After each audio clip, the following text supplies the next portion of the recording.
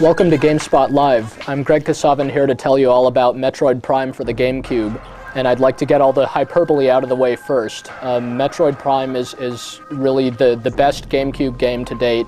It's also the best Metroid game to date, and it's one of the most atmospheric games that's ever been created. It's really, above all, if you're a fan of the Metroid series, you'll be thrilled at how faithfully Metroid Prime captures the essence of that great series in 3D. Everyone had a right to be really skeptical when Nintendo announced that the GameCube Metroid game was going to be a 3D shooter of some sort. We all thought that it was just going to be some other sci-fi themed first-person shooter with a Metroid license slapped on, but it's really anything but that. It's a superficial resemblance to first-person shooters is purely superficial, and above all, it's a Metroid game through and through, and it's even if you haven't played a bunch of Metroid games in the past, you'll find in it just a really original, really slick, polished, incredibly well-produced game. As in all Metroid games, in Metroid Prime, you play as the interstellar space bounty hunter Samus Aran, who once again is after the space pirates from Zebes and their kind of awful genetic experiments. They're apparently experimenting with the jellyfish-like evil Metroid creatures, and Samus has trailed them down to a planet called Talon 4, where they apparently have some sort of secret base of operations. So she lands, and she's going to have to find out what these space pirates have in store and kind of clean them out once and for all. It's a similar premise to pretty much every other Metroid game, and like every other Metroid game, in fact, Metroid Prime really doesn't have much of a story or a plot to it.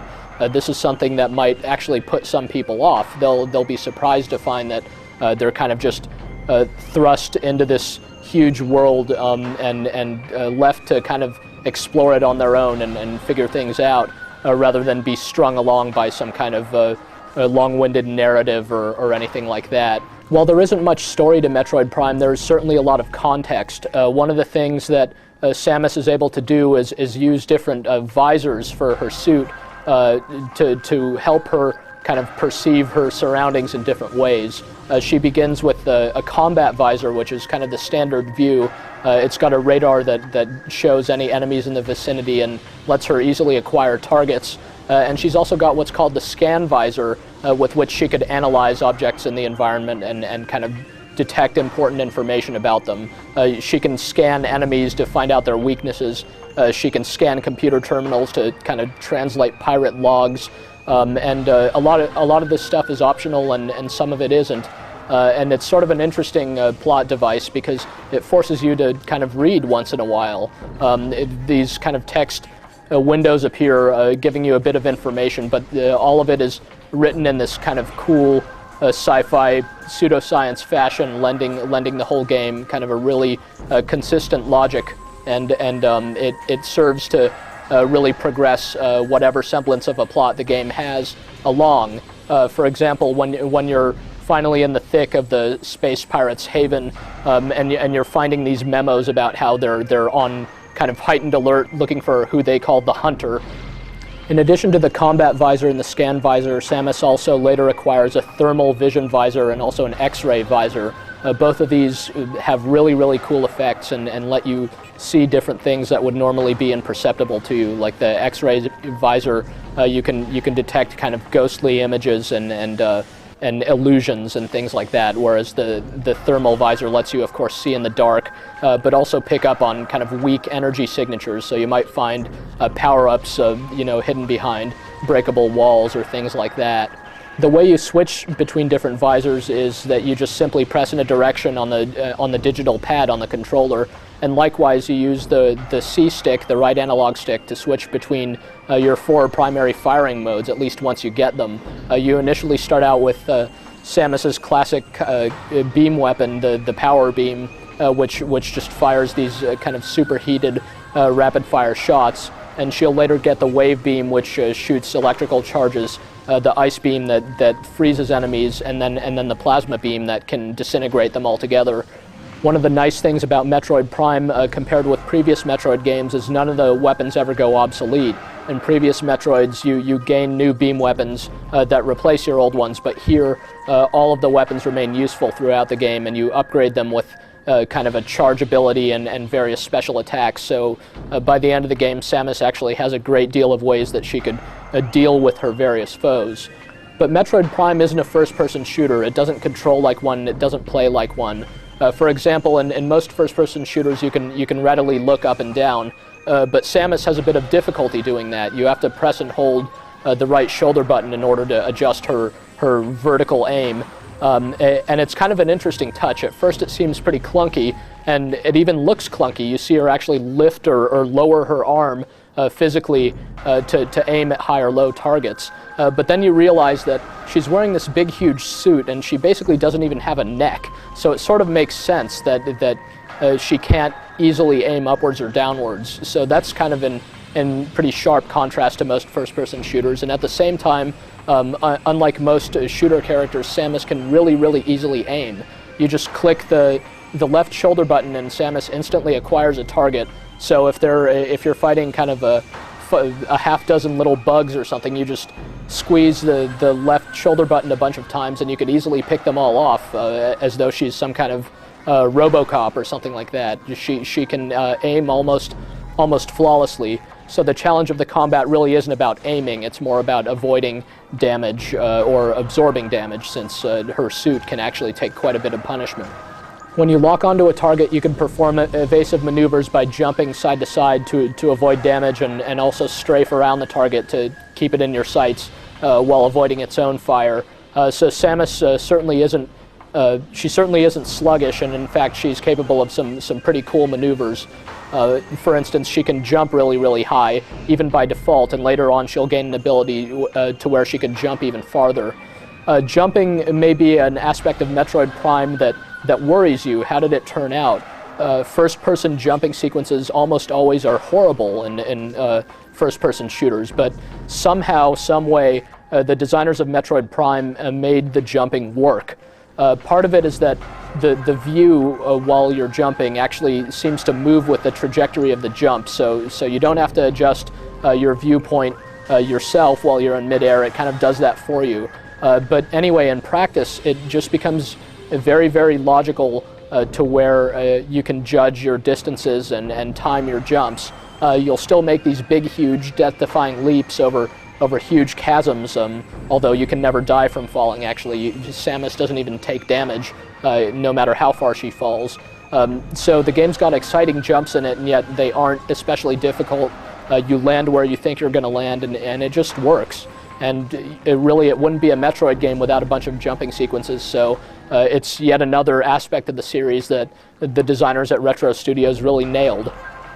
Another central mechanic is that Samus can roll up into a ball. This is going to look really, really weird to someone who's never played a Metroid game before. You have this kind of big football player-looking gal who all of a sudden turns into a perfect sphere and starts rolling around like a bowling ball. It's pretty bizarre, but it's one of the really unique things about Metroid. It always has been, and it's handled better in Metroid Prime than in any other Metroid game before it. There are a lot of really fun, creative sequences involving the morph ball, and you power it up with different abilities like a boost and also the ability to climb up vertical magnetic rails and all kinds of stuff like that. There are just plenty of neat little morph ball sequences, like you'll come up against these enemies that try to, they can't actually see you, but they can feel that the morph ball is there, and they'll pick you up and spit you out back at your entry point if you aren't careful. But you could drop a bomb, which they'll think is you, and they'll swallow the bomb and blow up. It's really quite clever. You can switch to the morph ball at any time, to which the game kind of casually switches to a third-person perspective, and the mechanics of it really work quite well. It lets you get around really fast and do a bunch of fun stuff. And one of the stranger touches, the world of Talon 4 even has skateboarding-style half-pipes on it, and you'll see Samus kind of rolling up and down these half-pipes as though she's a skateboarder. It sounds ridiculous, but it's actually really quite fun. There's a lot of good stuff that can be said about Metroid Prime, but probably the single most impressive thing about the game is that it's just one completely seamless experience. There are no loading times at all in the game, not even when you first turn on your GameCube. You basically see the GameCube logo, you see the Nintendo logo, and then you're at the title screen, and then you can start playing, and from there on, the game never ever breaks you out of the experience. Using the convention of the series that passageways in the game are divided up by doors that need to be shot open, the designers were able to make new data kind of stream in transparently in the background, but you don't really need to know that. Effectively, you'll just find that you're able to go from one incredibly detailed scene to the next without any kind of delay, and this just makes the game unbelievably atmospheric. You're just struck with the sense that you're really in this big, huge alien world, free to go almost wherever you want, and free to kind of look for new ways of reaching areas that you can see maybe off in the distance, but you can't actually get to.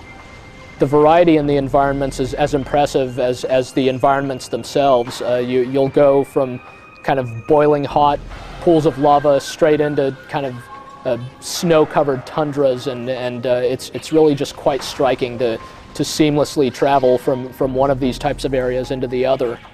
The world of the game is quite huge, and yet every single portion of it just looks like it was meticulously designed, or rather it just looks natural. It really, these don't come across like levels in a shooter. It's just one big world, and that's exactly what Metroid fans would want to see in a game like this. Ironically, the criticisms that can be leveled against Metroid Prime are more criticisms of the Metroid series rather than of Metroid Prime itself, which is really, really true to its roots. One thing that you'll note is that enemies respawn in areas when you come back to them. It's kind of an odd thing. You'll wipe out a bunch of space pirates and you'll come back a few minutes later and they'll all be back. This is something that's always been true of the Metroid series, and it definitely keeps things lively, but maybe it's not terribly realistic. Also, there is quite a bit of backtracking in the game. You'll gain new abilities, and then you'll use them to go back through previous areas you've already visited. Backtracking is sort of a big game design no-no these days. People seem to think they hate it, but Metroid Prime actually handles it really well, because you'll go back through areas you've visited, but using completely different powers. You'll feel so much stronger when you revisit the areas you've seen before that it really makes for a pretty cool experience. These enemies that maybe once gave you trouble will fall easily to you when you have all your powerful new weapons and stuff like that. Also, someone somewhere, I suppose, could probably complain that Metroid Prime doesn't have any multiplayer options in it, but I don't really see that as any sort of detriment to the game. It's just something worth pointing out, I guess. The more you play, the more cool little details you'll notice. There are just all these really amazing graphical touches in the game that are very subtle, and yet you'll catch on to them and you'll appreciate them. When a bright light occurs next to Samus, you'll sometimes even see her face reflected back in her visor. You'll see kind of sheets of water pour down the helmet when she exits from a pool of water. And when she switches to the X-ray visor, you'll actually see her hand manipulating different switches inside her gun arm. It's really just a great touch. They're all the sorts of things that the developers, arguably didn't need to put into the game, but they just make a world of difference in the end toward making this game so atmospheric and so enjoyable.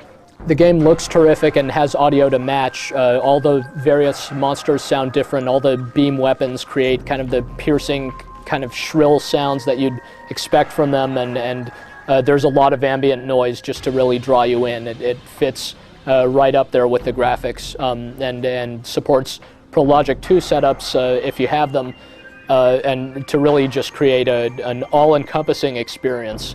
You'll hear everything going on around you, and it can be quite useful tactically just to hear the various noises, because not only can you hear enemies approaching from different angles, but you'll even sometimes notice the low whir of hidden power-ups in your vicinity. Metroid Prime is a big game. It'll take you probably around 20 hours to finish the first time through, though you could easily spend longer looking for all the various secrets.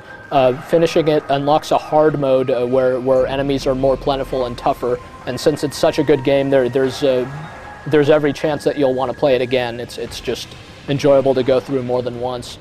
Also, if you have a Game Boy Advance and a copy of Metroid Fusion for the GBA, you could link those two together using the sold separately GameCube to GBA link cable to unlock a few extras in Metroid Prime. For one thing, you could play through the game using Samus's suit from Metroid Fusion, which unfortunately doesn't look as good as her Metroid Prime outfit, so it's not that big of a deal. The cooler extra is that you can unlock a perfect port of the original Metroid game for the Nintendo Entertainment System, which actually holds up surprisingly well. And if you've never played the original Metroid before, it's really interesting to see how far along many of the original game mechanics have come in Metroid Prime. Metroid Prime is really an amazing accomplishment on pretty much every level. It's just extremely successful. It's original.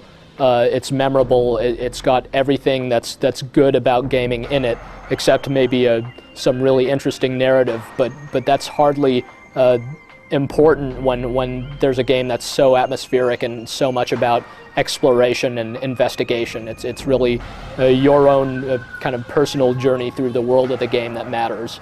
Who'd have thought that some unknown Texas-based developer could have created what's easily the best game in the Metroid series so far? And that's no easy feat, considering every game in the Metroid series before this one has been excellent.